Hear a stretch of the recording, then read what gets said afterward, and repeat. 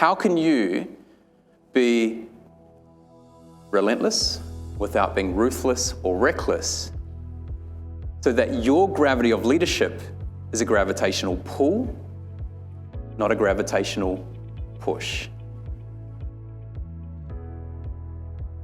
When it starts with leading with people and culture, you need to create a gravitational pull before you can then go deeper into it.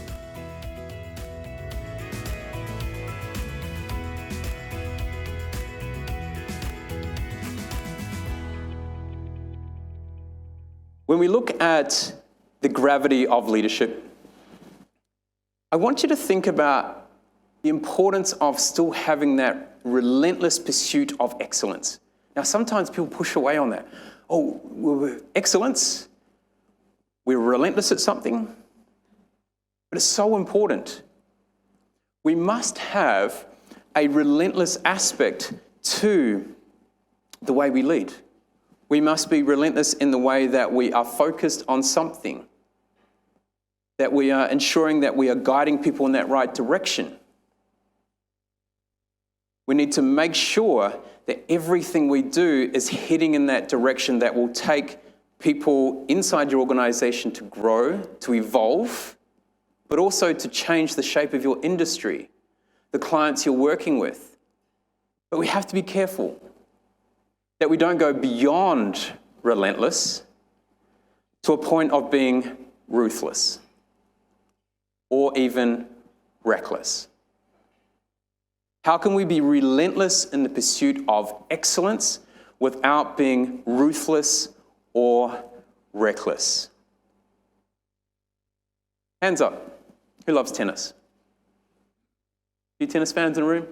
Does anyone know, for those who aren't fans, you know who Roger Federer is? Okay, very good.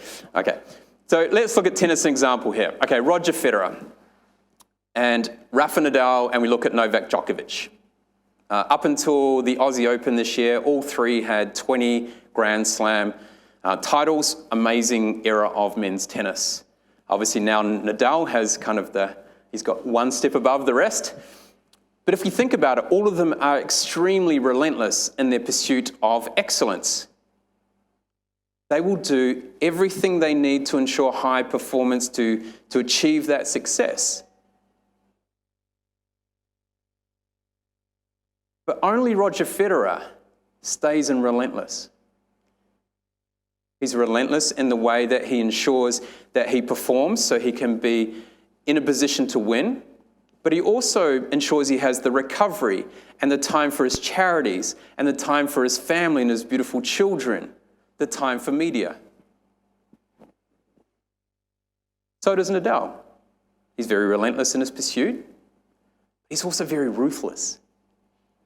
He's ruthless in a way that he will do everything in his own mind to ensure that he's ready. So he will maximize the time to in between points, and he'll do his little routine, which in some ways is really annoying for the other tennis players. It affects them.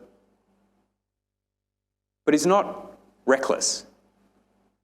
If we look at Djokovic, for instance, he's relentless. He's probably one of the most high-performing athletes you ever see in the way he has a team with him, his recovery strategies to ensure he's in peak shape.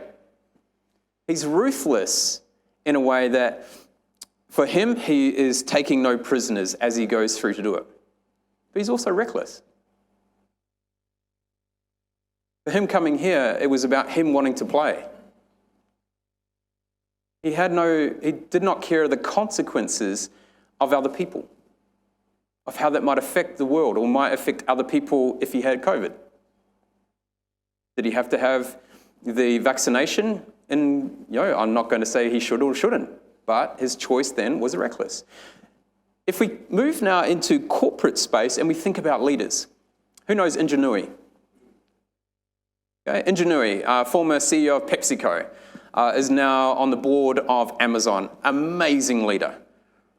She is relentless in her pursuit of ensuring she has an amazing company that delivers great value around the world.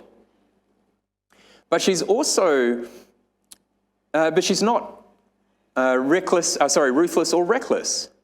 You know, she even spends time making sure that she used to go out and meet every one of the executives' parents and say thank you for producing an amazing child who is doing incredible things in the world. But then you get someone like Steve Jobs at Apple, extremely relentless, very ruthless in the way that he did his business. And if you go back enough, he was very reckless as well, but a lot of the time, near the end, he was in relentless and ruthless. Now we look at Elon Musk. He's all three. His teenage kids don't talk to him. He's in his third marriage. Most of his staff don't really like him, but they enjoy somehow working with him, but they don't really like him. So if we look at what that actually means, if we are relentless, it's about that non-stop commitment to a cause, to a vision, to a future. If we look at being ruthless, it's that taking no prisoners. And if we go reckless, we are careless of the consequences. How can you be relentless without being ruthless or reckless so that your gravity of leadership is a gravitational pull, not a gravitational push? When you start with leading with people and culture, you need to create a gravitational pull before you can then go deeper into it.